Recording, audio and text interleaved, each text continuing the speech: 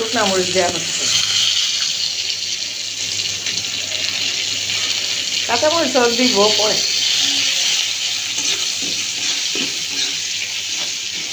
এবারে আমরা বলি পুরপুরি।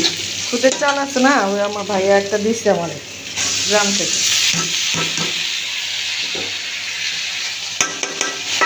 পানিও দিব।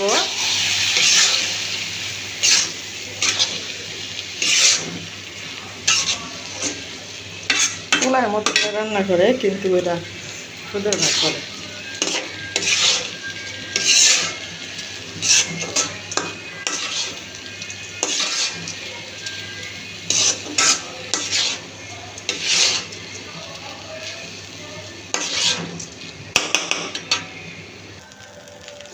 হয়ে যাচ্ছে আমার পুরপুরি, খুদের চালের পুরপুরি। দেখেন হয়ে যাচ্ছে।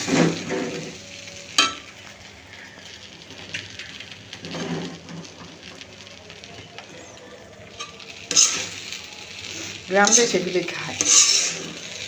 শুটকির ভর্তা বানাবো, ডিম ভাজি করবো, কালো জিরের ভর্তা বানাবো বুয়াকে দিয়ে, তারপরে খাবো শুক্রবার দিন সকালে। এখনো খাইনি।